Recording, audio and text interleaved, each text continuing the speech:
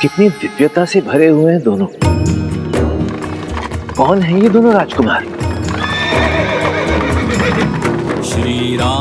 ऐसा प्रतीत होता है दोनों योद्धा हैं, साथ में तपस्वी भी, जैसे मनुष्य भी हो और कोई दिव्यात्मा भी।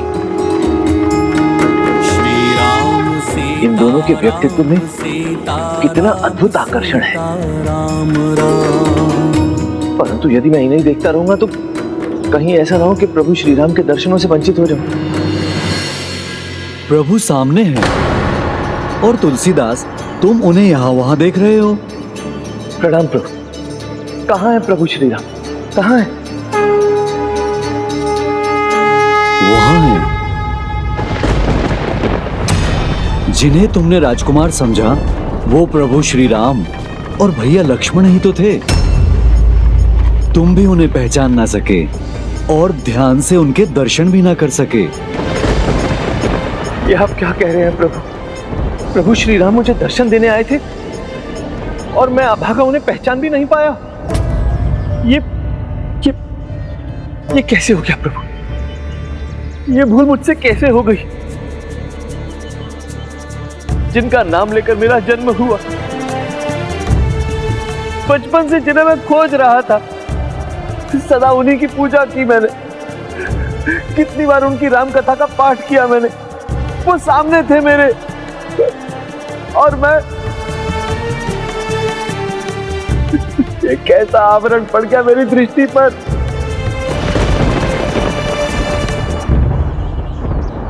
मेरे प्रभु श्री राम, उन्होंने तो अपना वचन निभाया, मुझे दर्शन देने भी आए, परंतु मैं उन्हें पहचान भी नहीं पाया। ये कैसा दुर्भाग्य है मेरा। प्रभु श्री राम की भक्ति में ऐसा सुख है कि वो सभी दुखों को दूर कर देता है। श्री राम भक्त तुलसीदास, तुम भी अपने अश्रु पोंछ दो, क्योंकि दर्शन का अर्थ तो प्रभु के झलक पाना नहीं, अपितु भगवान और भक्त दोनों को एक दूसरे को मन भरकर देख पाना होता है। तभी तो दर्शन संपन्न होता है। प्रभु, आप इस तरह की बातें करके केवल मेरे व्यथित मन को शांत कर रहे हैं ना, या वास्तव में आपके कहने का अर्थ ये है कि प्रभु श्री राम पुनः आएंगे और मुझे दर्शन देंगे? तुलसीदास, आशा में ही जीवन है और निराशा में दुख। आशा में प्रगति है और निराशा में पतन।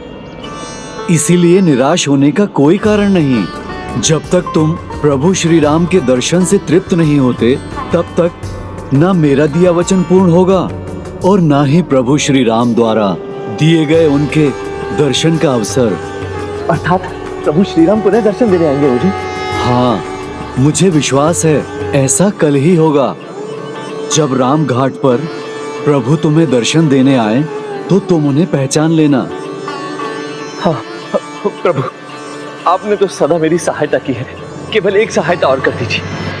यदि मैं मूर्ख अज्ञानी पुनः प्रभु को पहचानने में असफल रहूं तो मुझे बस एक संकेत भर दे दीजिएगा।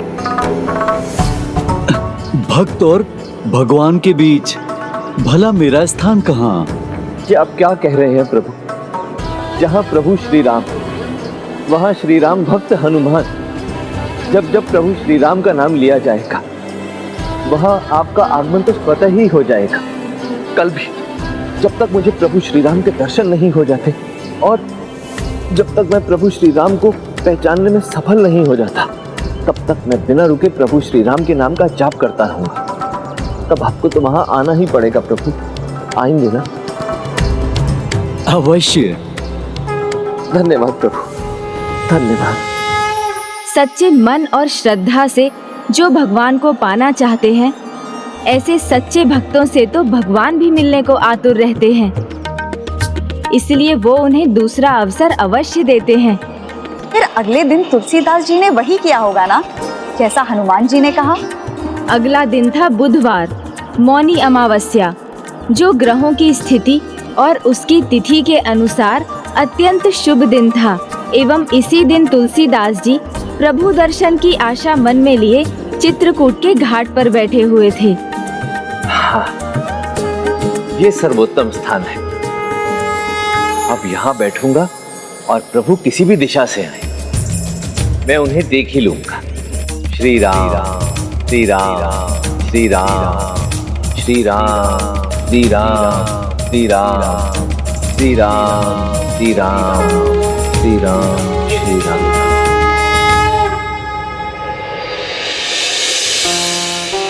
ये वृद्धा चंदन घिसते घिसते थक रही है, मैं इनकी सहायता करता हूँ।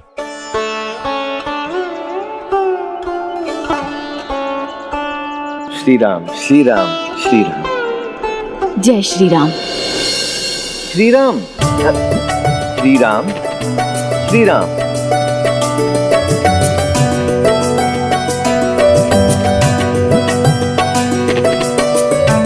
श्री राम श्री राम।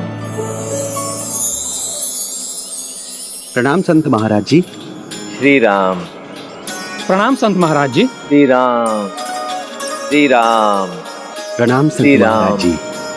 श्री राम श्री राम श्री राम। श्री राम श्री राम। श्री राम।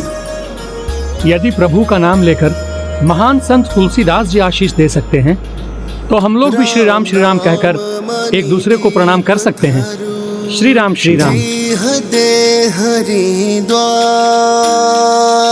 श्री राम श्री राम श्री राम श्री राम श्री राम श्री राम श्री राम श्री राम श्री राम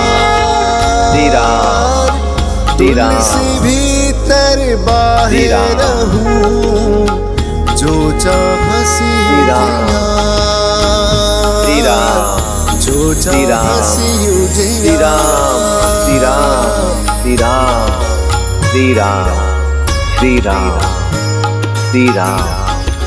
प्रभु दर्शन देने आए हैं, किंतु भक्त तुलसीदास का ध्यान तो चंदन घिसने में ही लगा हुआ है। श्री राम श्री राम श्री राम श्री राम श्री राम। भक्त तुलसीदास, आज तो अपने प्रभु श्री राम को पहचान लो। श्री राम तुलसी राम, भरोसे श्री राम, राम के निर्भय हो के सोए, अनहोनी होनी नहीं, होनी हो सो होए। प्रभु श्री राम को देखकर अपनी दृष्टि फेर ली तुलसीदास ने। श्री राम श्री राम। जिनके दर्शन के लिए प्रभु भक्त सदा व्याकुल रहते हैं, आज वो सामने खड़े हैं और भक्त अपने भगवान को पहचान नहीं पा रहा। लगता है अब मुझे ही जाके तुलसीदास की सहायता करनी होगी। चंदन का लेप बना रहे हैं। जय श्री राम जय। जब तक तुलसीदास अपने प्रभु को पहचानने का प्रयास न करें, मेरा वहां जाकर हस्तक्षेप करना अनुचित होगा। श्री राम श्री राम। इतना सारा चंदन लेप।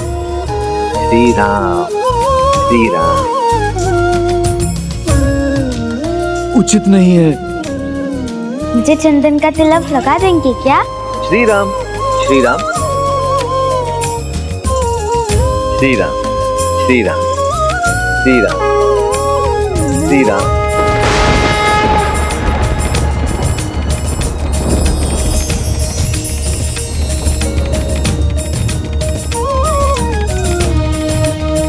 ये कैसा दिव्य आभास हुआ मुझे। लगता है प्रभु यही निकट में ही कहीं हैं।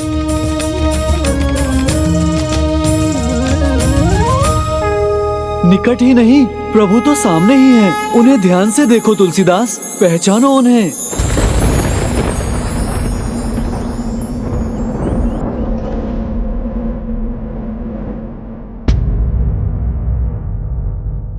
श्री राम श्री राम। मैं भी आपको चंदन लगा देती हूँ। यही उचित अवसर है। एक प्रभु भक्त दूसरे प्रभु भक्त की सहायता कर सकता है।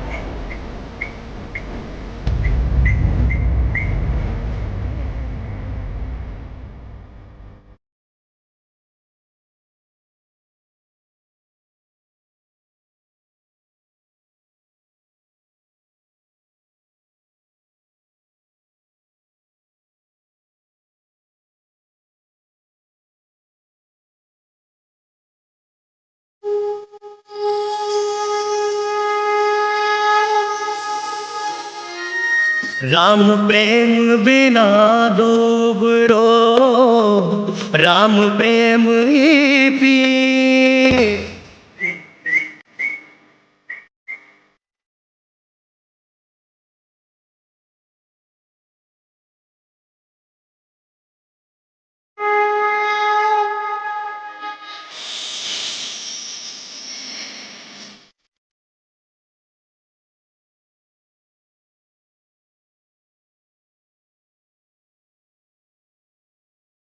श्री राम, मेरे प्रभु श्री राम, मेरे प्रभु श्री राम।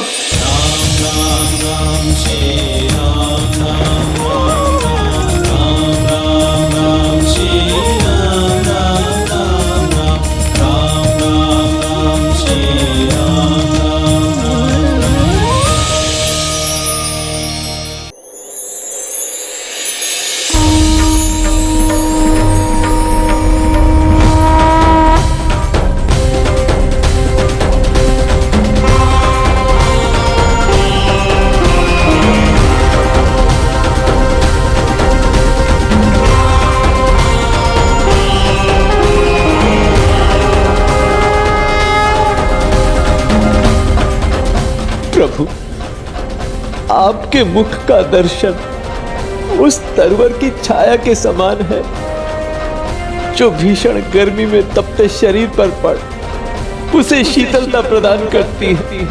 वर्षों से बंजर पड़ी उस धरती पर पड़ी वर्षा की उस बूंद के समान है जो बंजर भूमि पर गिरकर उसमें नए प्राणों का संचय कर देती है। आपके दर्शन कर आज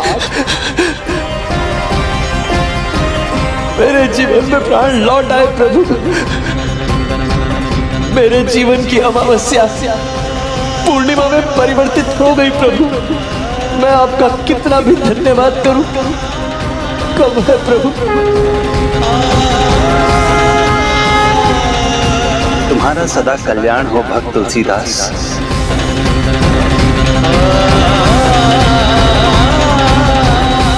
किंतु तुम्हारे जीवन का उद्देश्य अभी पूर्ण नहीं हुआ है। तुम्हारी यात्रा अब आरंभ होगी।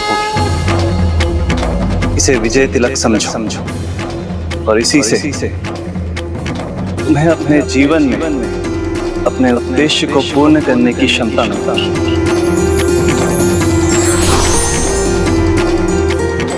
लीजिए, हो गया।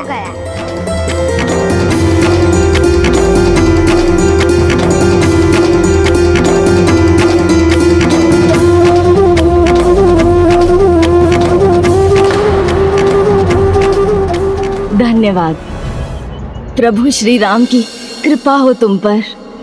सदा तुम्हारा भला हो पुत्र।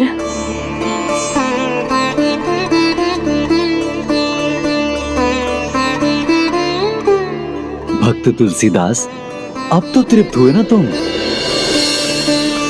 प्रभु, मरुभूमि भी क्या कभी सावन की फुहार से तृप्त होती है?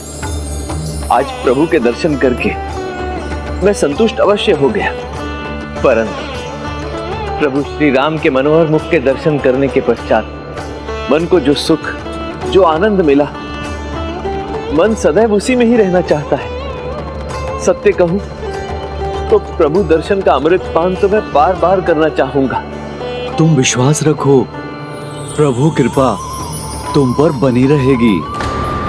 इसीलिए तुम्हारे मुख पर चिंता का भाव मैं समझ नहीं पा रहा।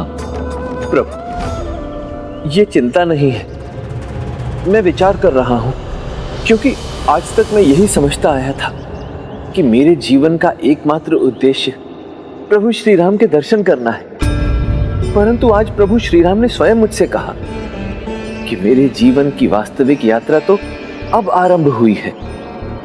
तो ऐसे में मेरे जीवन का उद्देश्य क्या है, मैं स्वयं इसका अनुमान नहीं लगा पा रहा। तुलसीदास, यदि व्यक्ति गहन विचार करे तो जीवन के सारे रहस्य खुल जाते हैं और भविष्य का मार्ग दिखाई देने लगता है।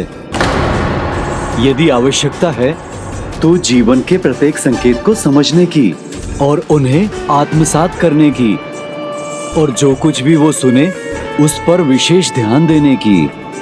जो आज्ञा प्रभु।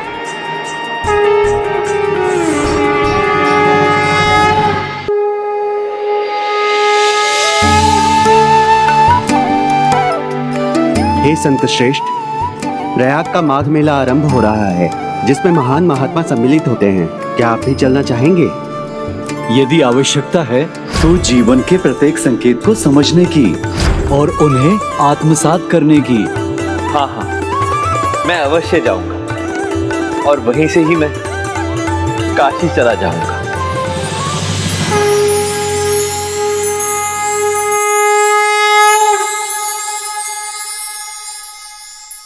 प्रभु श्री राम के दर्शन का सौभाग्य मिले तो सभी दुर्भाग्य अपने आप ही मिट जाते हैं।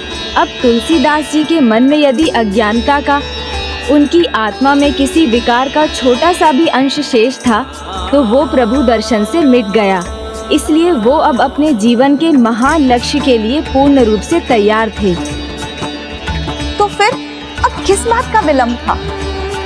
एक संकेत का, जिससे सभी रहस्य खुल जाएं। जय श्री राम। जय श्री राम। जय श्री राम। जय श्री राम। जय श्री राम बंधु। जय श्री राम। प्रणाम महंत जी। जय श्री राम प्रभु। आज रात को आपके रुकने की व्यवस्था हमें करने दीजिए। मेरा ये आतिथ्य स्वीकार कीजिए। मैं और मेरी पत्नी प्रहलाद घाट के अपने छोटे से घर में प्रयाग मेले में आए ऋषियों और साधुओं की सेवा करते हैं। आशा है आपको हमारी सेवा स्वीकार होगी। हाँ, अवश्य स्वीकार है। राम नाम मणिदीप धरूं, जिह देहरी द्वार, तुलसी भीतर बाहिर हो, जो चाहसी उजियार। अद्भुत स्वामी, लगता है एक महान संत के साथ साथ एक महाकवि की सेवा सत्कार का अवसर मिला है हमें। आइए आइए, आपका स्वागत है। यहाँ आसन ग्रहण कीजिए।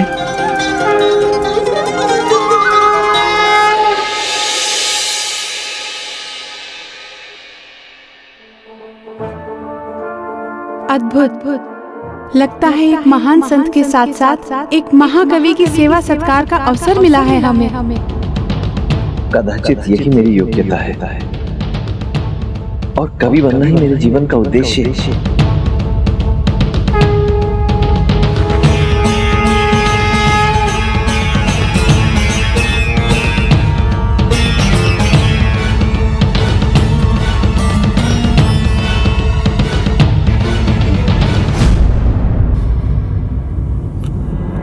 जल आदि की व्यवस्था तो कर दी है, यदि कुछ और चाहिए तो आदेश कीजिएगा।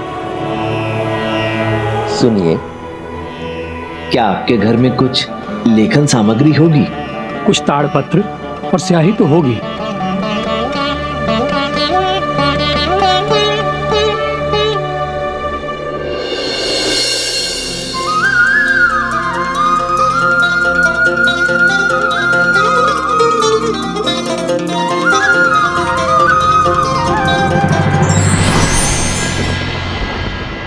ये क्या?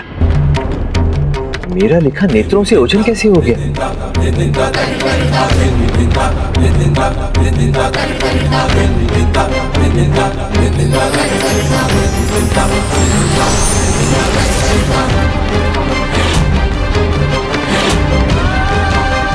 ये क्या हो रहा है? हे प्रभु, ये क्यों हो रहा है? यदि कवि बनना ही मेरे जीवन की नियति है, मेरे जीवन का उद्देश्य है, तो मैं कुछ लिख क्यों नहीं पा रहा हूं?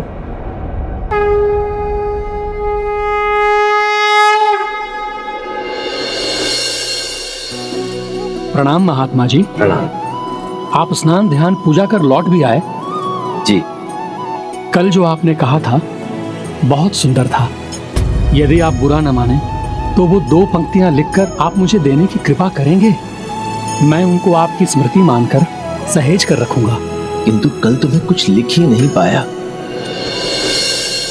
महात्मा जी, स्वामी ने जो अनुरोध किया है उसे पूर्ण कर हमें कृतार्थ कर दीजिए।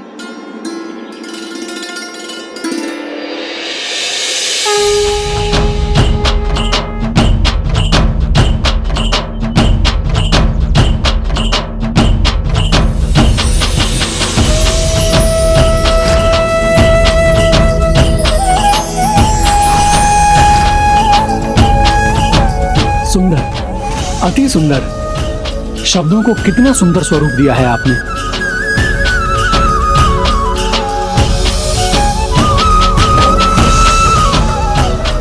ये क्या हुआ? कल भी तो प्रभु श्री राम के नाम की महिमा पर ही लिखा था मैंने, फिर ये रह गया और वो मिट गया। ऐसा क्यों हुआ? ऐसा क्यों हो रहा था गजानन? आपके इस प्रश्न के उत्तर में तुलसीदास जी के भावी जीवन का उद्देश्य छिपा था, किंतु इसका उत्तर उन्हें कौन देता? अगले कुछ दिन वो बार बार लिखने का प्रयास करते रहे, किंतु हर बार वही हुआ। जैसे ही वो कुछ शब्द भोजपत्र पर अंकित करते, वो शब्द अपने आप अदृश्य हो जाते।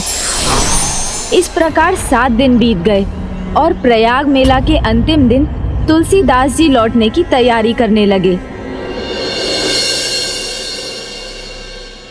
महात्मा जी,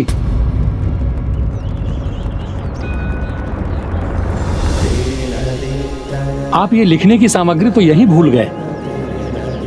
इसका क्या करूंगा मैं?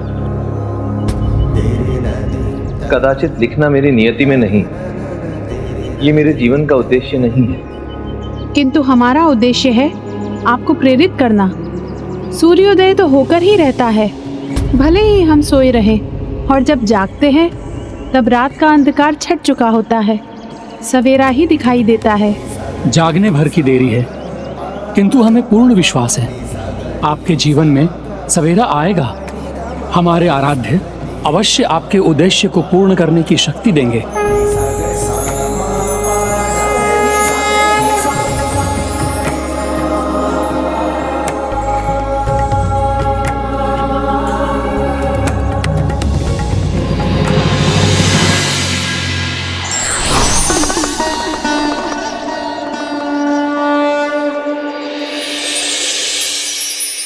हे प्रभु, आपने सदैव मेरा मार्ग प्रशस्त किया है। बस एक बार और मुझे मार्ग दिखाने की कृपा करें।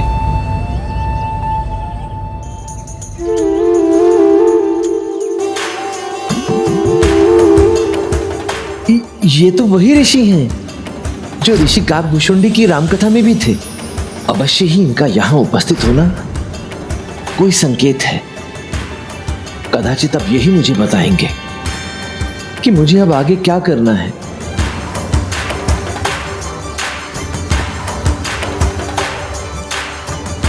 ये तो ऋषि भारद्वाज हैं, गुरु नरहरिदास और गुरु संकादि के भी गुरु। हे प्रभु, ये सब क्या हो रहा है? मुझे कुछ समझ में नहीं आ रहा। मुझे समझाने की कृपा करें प्रभु।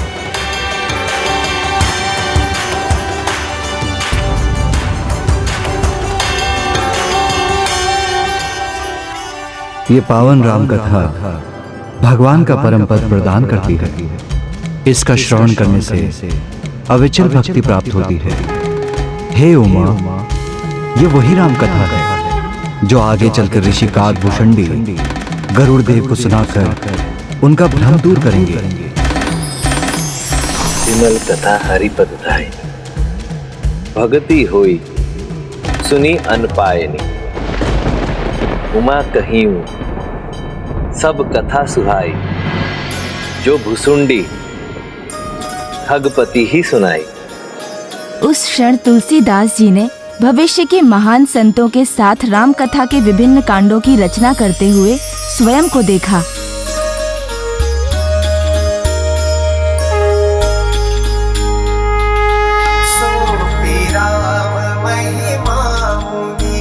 सोपी राम महिमा मुनि राय,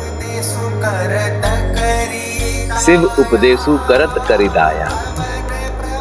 राम कवन प्रभु पूछहु तो ही, कहिए बुझाई कृपा निधि मोही।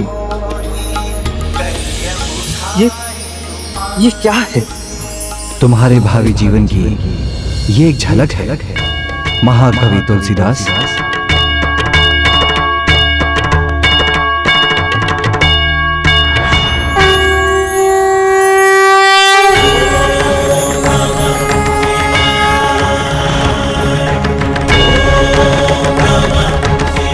प्रणाम प्रभु, प्रणाम जगत माता। आप दोनों ने तो सदैव मेरा हाथ थामा है, मेरा मार्ग प्रशस्त किया, तो आज भी मुझे मार्ग दिखाने की कृपा करें। उस रामायण के भाग हैं जो स्वयं मैंने महेश्वरी को सुनाई थी, जो ऋषि काकभूषणी ने सुनी और उन्होंने पक्षीराज गरुड़देव को सुनाई।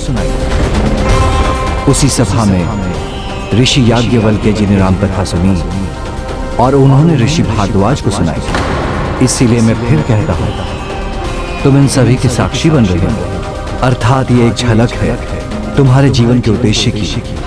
महाकवि तुलसीदास। प्रभु, आपने मुझे महाकवि की उपाधि तो दे दी, परंतु ये नहीं बताया कि मैं उस तक पहुंचूंगा कैसे। सत्य कहूं तो आपकी उस उपाधि से मैं एक उलझन में पड़ गया हूं। मैं जो कुछ भी लिखता हूं वो स्वतः ही मिट जाता है, फिर ऐसे में मैं महाकवि कैसे बनूंगा?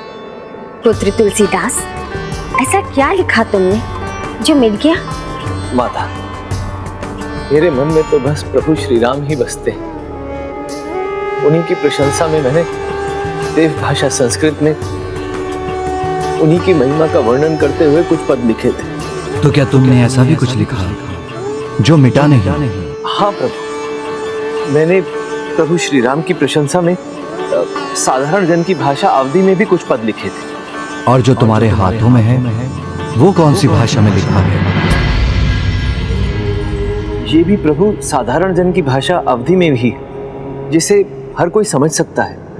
सरल भाषा अवधि लिखी रह गई, इसका भी कोई अर्थ होगा क्या? इसमें भी प्रभु श्री राम की कोई इच्छा छिपी है? पुत्र तुलसीदास, तुम तो महाज्ञानी हो, इसका निष्कर्ष तो तुम्हें स्वयं ही निकालना होगा। तुलसीदास, यदि व्यक्ति गहन विचार करे तो जीवन के सारे रहस्य खुल जाते हैं और भविष्य का मार्ग दिखाई देने लगता है। हम जैसे भक्तों का क्या होगा जो संस्कृत नहीं जानते? हम प्रभु श्री राम की जीवन गाथा को कैसे समझेंगे और सुनेंगे?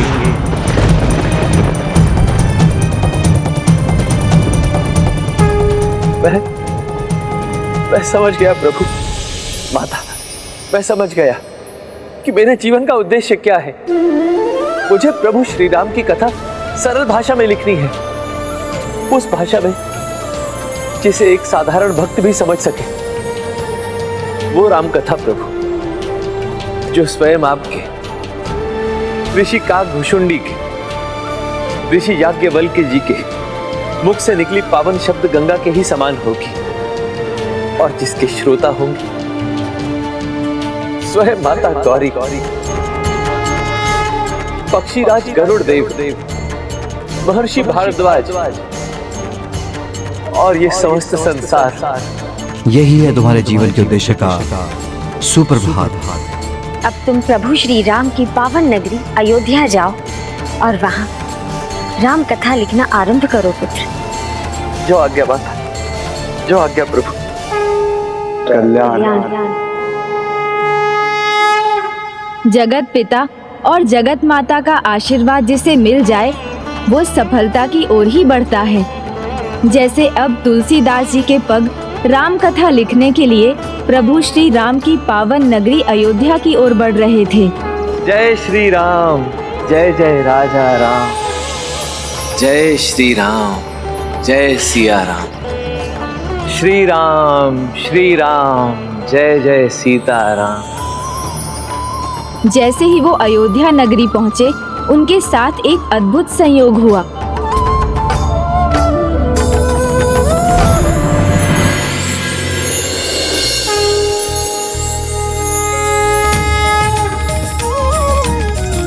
जय श्री राम, जय पावन नगरी अयोध्या की।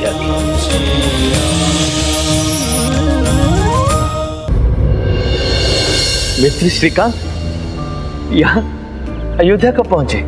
ऐसे प्रभु की लीला कहिए या उनकी प्रेरणा, मुझे ऐसा आभास होने लगा कि इस रामनवमी के शुभ अवसर पर आप अयोध्या अवश्य पधारेंगे, तो मैं भी यहाँ आ गया और आपके लिए भी सारी तैयारियां पूरी करनी हैं। बताओ, प्रभु की भक्ति में इतना तल्लीन हो गया कि रामनवमी के विषय में ही भूल गया। कृपा मुझे बताइए कि रामनवमी का शुभ दिन कब है? आज ही तो है वह शुभ दिवस। आज चैत्र शुक्ल पक्ष का 9वां दिन है और संयोगवश आज भी ग्रह नक्षत्रों की वही दशा है जो श्री राम जन्म दिवस पर थी।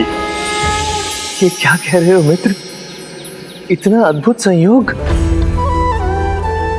प्रभु श्री राम कथा लिखना आरंभ करने के लिए आज के दिन से अधिक शुभ दिन तो कोई हो ही नहीं सकता। लिखना या श्री राम कथा का पाठ करना? लिखना मित्र, लिखना। प्रभु ने मुझ पर कृपा की और मुझे संकेत ही नहीं, आदेश भी दिया। मुझे मेरे जीवन के उद्देश्य से अवगत करवाया। अब मुझे समझ में आ गया मित्र कि मेरे जीवन का मुख्य उद्देश्य प्रभु श्री राम की कथा को साधारण भाषा अवधि में लिखना है, ताकि मैं उसे जनमानस तक पहुंचा सकूं।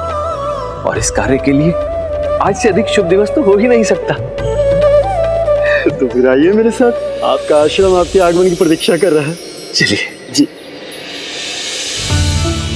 आज प्रभु श्री राम का जन्म दिवस है, रामनवमी का पावन अवसर है, परंतु मुझे अचरज हो रहा है ये देखकर कि आज स्वयं प्रभु श्री राम की जन्मभूमि में ही उनके जन्म दिवस को लेकर कोई उत्साह नहीं है। तुलसीदास जी, ये सभी प्रभु श्री राम को, उनकी भक्ति को ही भूल चुके हैं। इन्हें याद दिलाना होगा, प्रभु श्री राम के महत्व को समझाना होगा और उन्हें ये बताना होगा कि अयोध्या नगरी में जन्म लेना मात्र ही बहुत बड़ी सौभाग्य की बात है। समझेंगे, अवश्य समझेंगे ये सब भी, क्योंकि इन्हें समझाने वाले और इस अयोध्या नगरी का उद्धार करने वाले मेरे गुरु ज्ञानदत्त शास्त्री इसीलिए तो काशी से यहाँ पधारे हैं।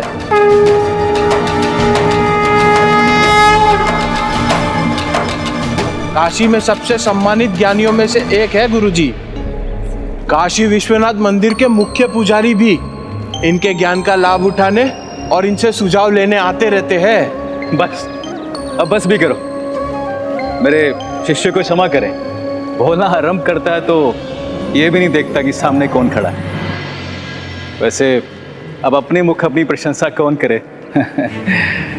वैसे भी भला तो मेरा हुआ है यहाँ गुरु नरहरिदास के आश्रम में, उनसे ज्ञान प्राप्त कर। मैं और मेरे महान मित्र भी गुरु नरहरिदास के ही शिष्य रह चुके हैं। मैं श्रीकांत और ये मेरे मित्र संत तुलसीदास।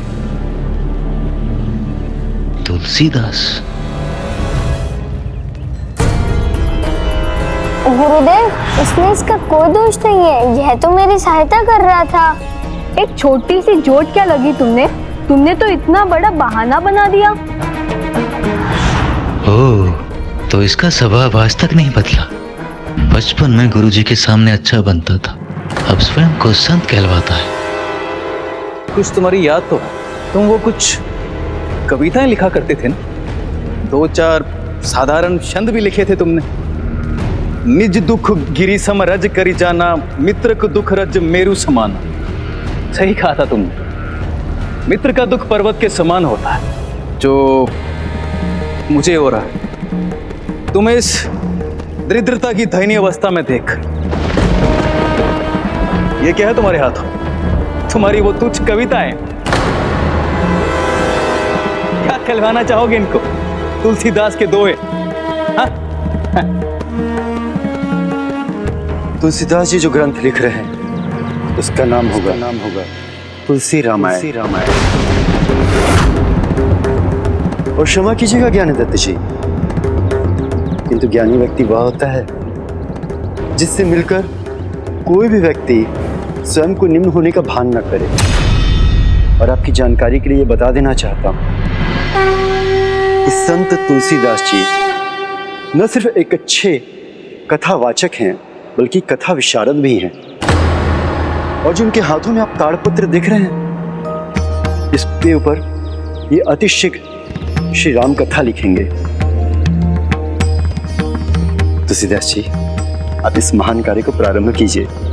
अवश्य। राम कथा तो दूर की बात है, ये तो 2-4 अध्याय भी नहीं लिख सकेगा। नहीं श्रीकांत, अभिमान ज्ञान का शत्रु होता है और क्रोध बुद्धि का। चलो।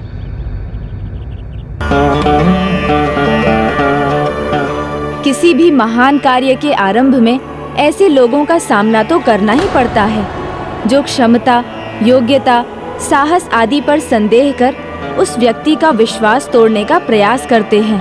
ज्ञानदत्त ने भी ऐसा ही प्रयत्न किया। ये लीजिए, आपके लिखने की व्यवस्था हो गई है। धन्यवाद मित्र। श्रीकांत, क्या हुआ मित्र? तुम्हारा मुख देखकर ऐसा प्रतीत हो रहा है जैसे तुम दुखी हो, व्यथित हो। दुखी और व्यथित नहीं, क्रोधित हूं मैं। वो अज्ञानी घमंडी ज्ञानदत्त आपका अपमान और उपहास कर रहा था और आप शांत बने रहे। तुलसी, इस संसार में भांति भांति के लोग, सबसे हंस मिल बोलिए, नदी नाव संजो। मित्र, इस संसार में हमें भिन्न भिन्न प्रकार के लोग मिलेंगे। कुछ आपसे मीठा बोलेंगे, कुछ आपको कटु वचन कहेंगे, कुछ आपकी प्रशंसा करेंगे तो कुछ निंदा करेंगे। परंतु हमें सभी से मुस्कुराकर बात करनी चाहिए। ठीक वैसे ही जैसे नदी, नई हो या पुरानी, सभी नौकाओं को अपनी धारा में बहने देती है। तनिक सोचने का प्रयास करो मित्र। बचपन में कहा हुआ मेरा दोहा उसे आज तक कंठस्थ है।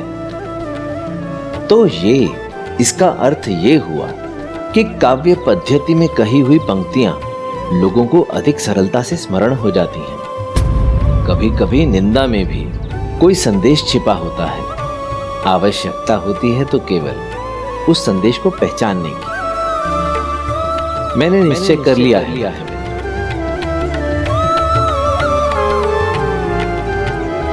कि मैं प्रभु श्री राम की कथा का वर्णन कविता रूप में करूंगा और मेरे द्वारा लिखी जाने वाली प्रभु श्री राम कथा की महिमा का बखान दोहों और चौपाइयों में किया जाएगा। जो कड़वाहट में भी मिठास ढूंढ ले, यदि उनकी लेखनी लिखेगी तो निश्चय ही इतिहास की धारा मोड़ देगी।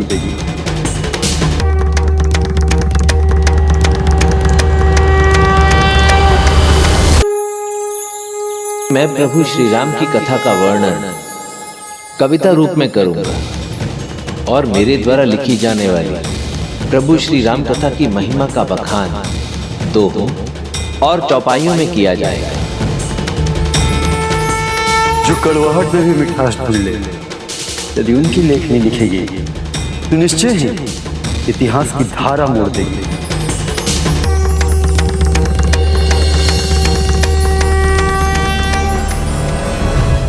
अद्भुत! तुलसीदास जी ने जो किया वो विष से अमृत निकालने के समान था। ज्ञानदत्त के वचनों ने भी अपने लिए प्रेरणा ढूंढ ली। ये सीख तो सभी को लेनी चाहिए पुष्पदंत जी। अपनी भूलों से, अपनी विफलताओं से सीख लेकर आगे बढ़ना चाहिए, ना कि दुखी होकर अपना आत्मविश्वास खो देना चाहिए। तभी सफलता मिलती है, फिर भले ही कोई किसी के सामर्थ्य को कितना भी कम क्यों ना आके।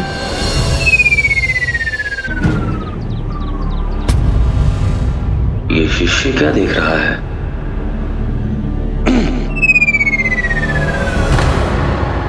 प्रणाम गुरुजी। मैं तो बस ये देख रहा था कि तुलसीदास जी वास्तव में राम कथा लिख रहे हैं कि नहीं। राम कथा और तुलसीदास, कविता लिखना और राम कथा लिखने में बहुत अंतर है। वो क्या लिखे, इसलिए तुलसीदास पर ध्यान देने जगह अपने काम पर ध्यान दो। हे प्रभु, आपके इस महान कार्य में मेरा मार्गदर्शन करने की कृपा करें।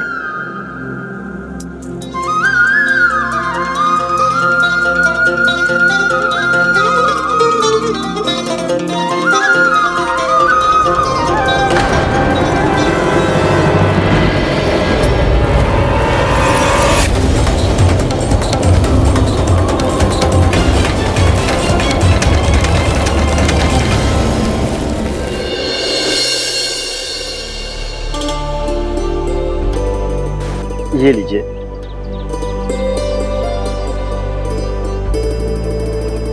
ये तो लेखनी ही टूट गई। समय अनुकूल है इतने शुभ कार्य के लिए, इतना पावन और शुभ अवसर है, फिर ये अपशकुन क्यों? ये तो मुझे ज्ञात नहीं मित्र, परंतु इतना अवश्य ज्ञात है कि ये सभी बाधाएं, ये सभी विघ्न अत्यंत छोटे हैं, परंतु मेरा उद्देश्य वो अत्यंत महान है।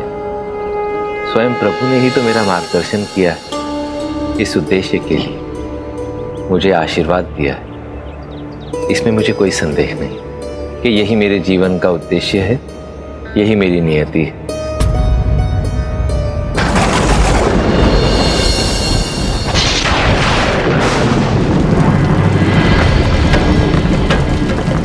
अब ये वर्षा कहां से आरंभ हो गई?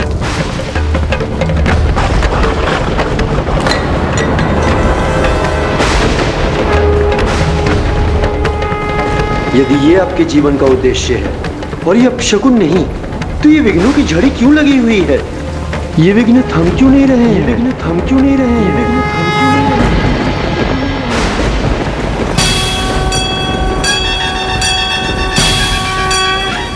मुझे ज्ञात हो गया है, इतने महत्वपूर्ण कार्य के शुभारंभ से पूर्व मैंने विघ्नहर्ता गणेश का शुभाशीष जो नहीं लिया, प्रथम पूजनीय बुद्धि के देवता पार्वती नंदन श्री विघ्नहर्ता गणेश के आशीर्वाद के बिना इतना महत्वपूर्ण कार्य भला कैसे संभव हो सकता था?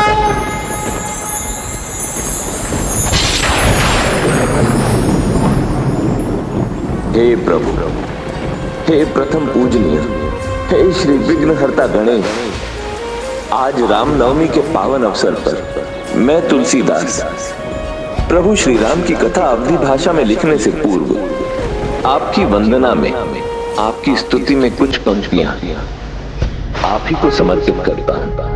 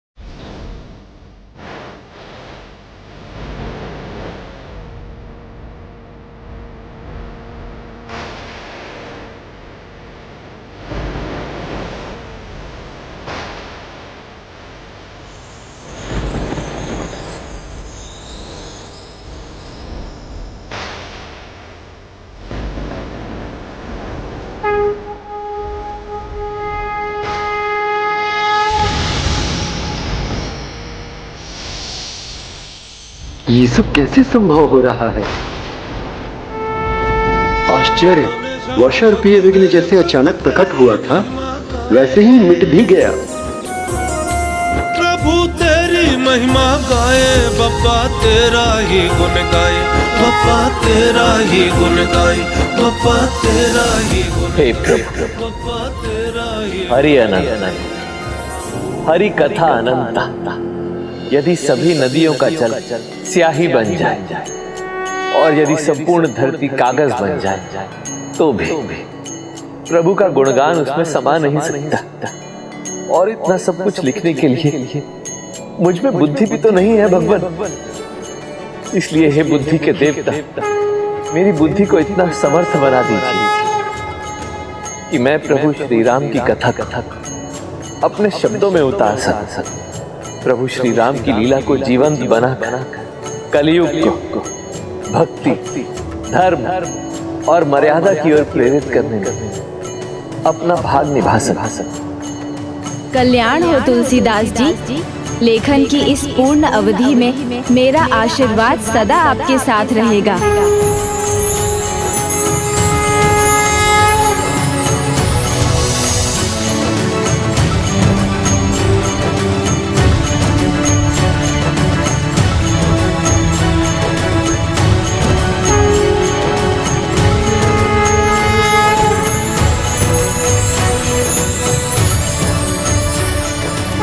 ज्ञानेश्वर गणेश जी की कृपा पात्र बने हैं आप। अब आपको अपने महान ग्रंथ के लेखन में और विलंब नहीं करना चाहिए। हे प्रभु, आपका कोटि कोटि धन्यवाद।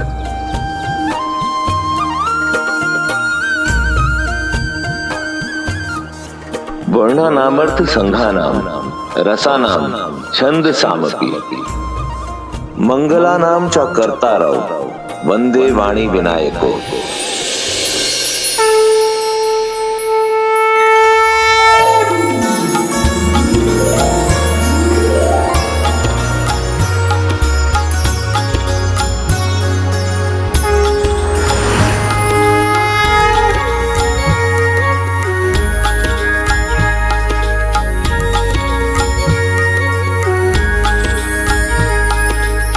सुनो खगेसर रघुपति प्रभुताई, कहु जथावति कथा सुहाई। जेहि विधि मोह भयउ प्रभु मोहि, सो सब कथा सुनाऊं तोहि। लेखन आरंभ करते ही प्रथम पृष्ठ पर ही तुलसीदास जी ने मेरी और माता सरस्वती की वंदना में श्लोक रचे। फिर इतना महान अवसर देने के लिए पिताश्री प्रभु महादेव, माता पार्वती और प्रभु श्री राम एवं माता जानकी का धन्यवाद करते हुए भी उन्होंने श्लोक रचे। फिर उन्होंने संकट मोचन महाबली हनुमान जी की प्रार्थना की, देवी देवताओं के प्रति अपनी कृतज्ञता व्यक्त की, उन मनुष्यों को भी धन्यवाद किया जिन्होंने भिन्न भिन्न समय पर उनकी सहायता की, जैसे ब्राह्मण दंपति, और वो उन ब्रह्म राक्षस को भी नहीं भूले जिन्होंने उन्हें हनुमान जी से मिलने का उपाय सुझाया था।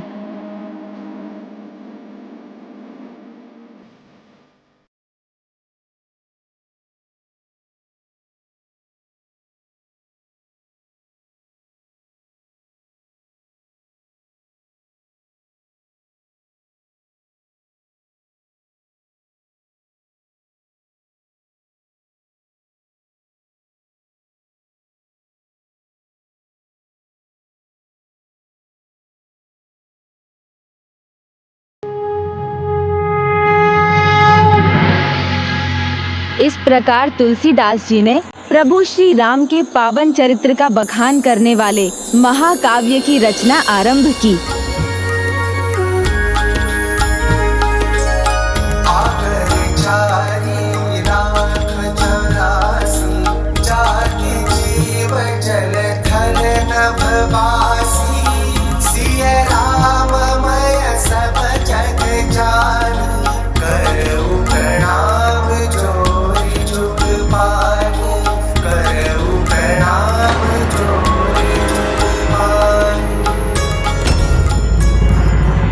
ये सब बैठे मेरी सभा में और सुन उसे रहे, और वो ऐसा कह ही क्या रहा है। साधारण सी भाषा में थोड़ी सी तुकबंदी तो की है उसने।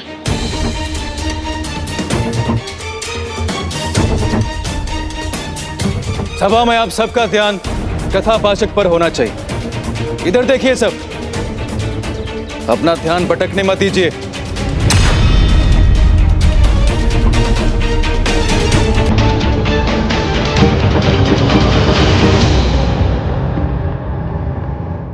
बालकांड।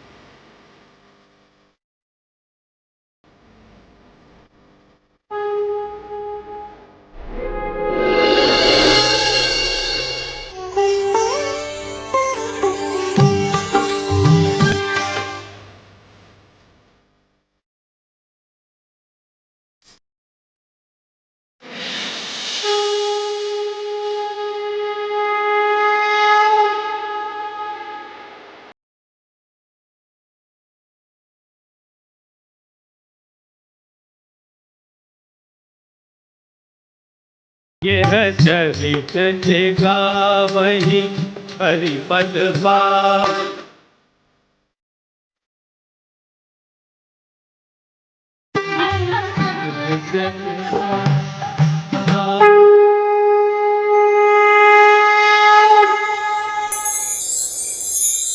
विप्र धेनु सुर संत हित लीन मनुज अवतार। निज इच्छा निर्मित तनु माया मोह गोपाल।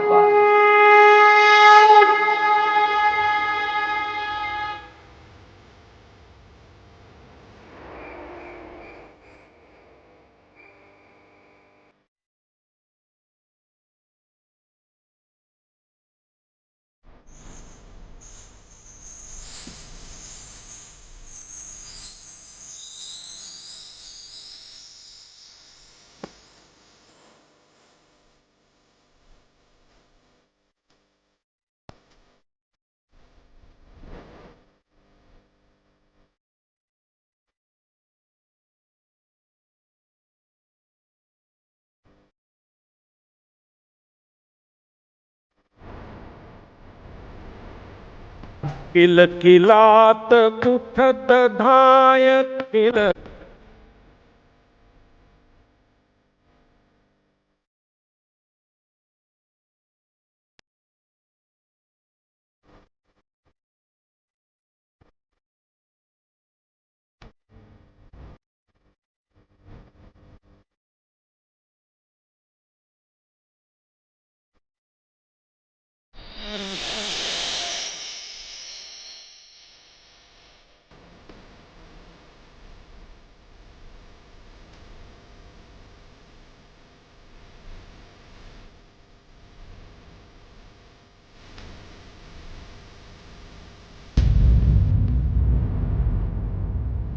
अद्भुत आकर्षण है इस मधुर भजन में, इस निर्मल वाणी में।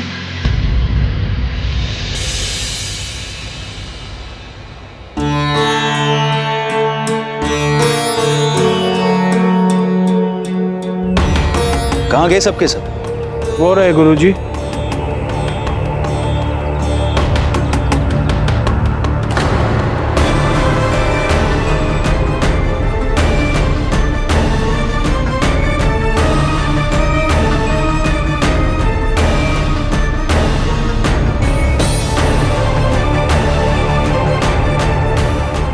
ये सब हो क्या रहेगा?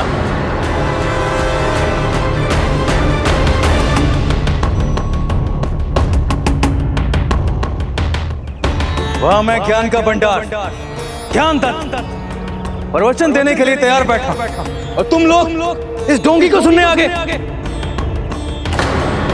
आत्मा तर्क करनी है तो मेरे साथ आओ।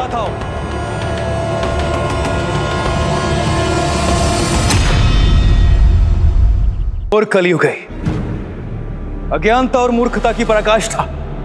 तभी आप सब लोग यही हैं। मूर्खता नहीं ज्ञानी जी, ध्यान से देखिए, सभी के मन में और मुख पर प्रभु श्री राम की भक्ति छाई हुई है। हाँ स्वामी, ये उचित कह रहे हैं। ऐसा अनुपम भक्ति भाव है इनकी वाणी में, जो सुने निहाल हो जाए। आप भी सुनिए ना। स्वयं मेरी पत्नी, मेरी अर्धांगिनी यहाँ पहुंच गई। बड़ा शली है। भक्तजनों, आप सबकी दुविधा का समाधान तो अत्यंत सरल है।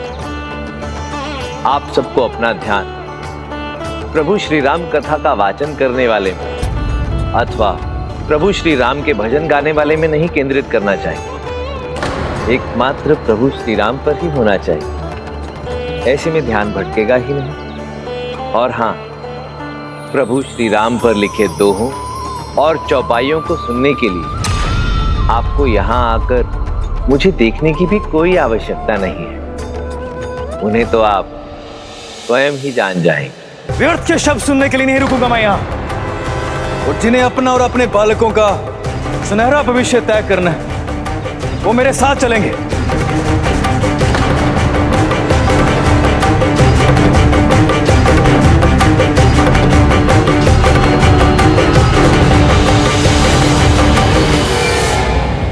तुलसीदास जी, महाशय ज्ञानदत्त का यह कैसा थोथा ज्ञान है कि प्रभु श्री राम का चरित्र सुनकर भी उनके मन में तनिक भी भक्ति भाव नहीं आया। प्रेम मगन कौशल्या निसिदिन जात न जान, सुत स्नेह बस माता बाल चरित कर गान। स्वयं माता कौशल्या जिन्हें देखकर अपनी सुध-बुध खो बैठती है, सारा दिन उन्हीं के ध्यान में मगन रहती है। ऐसे प्रभु श्री राम के गुणगान से जो वंचित रह गया, ये उसका दुर्भाग्य है।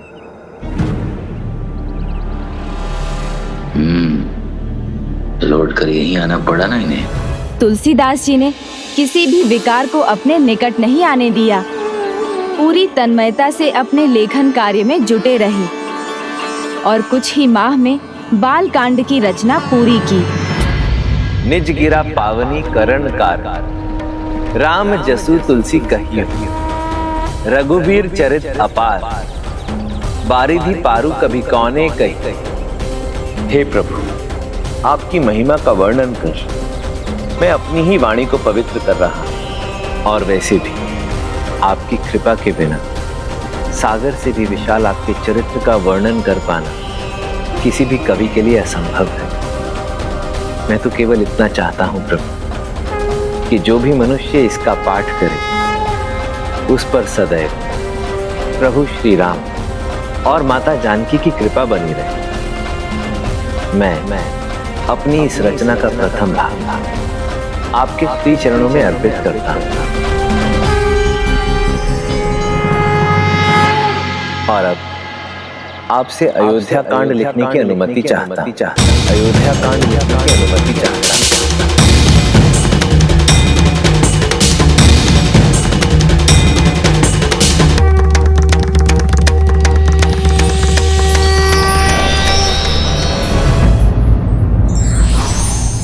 सफलता द्वेष पर नहीं, उद्देश्य पर ध्यान देने से मिलती है।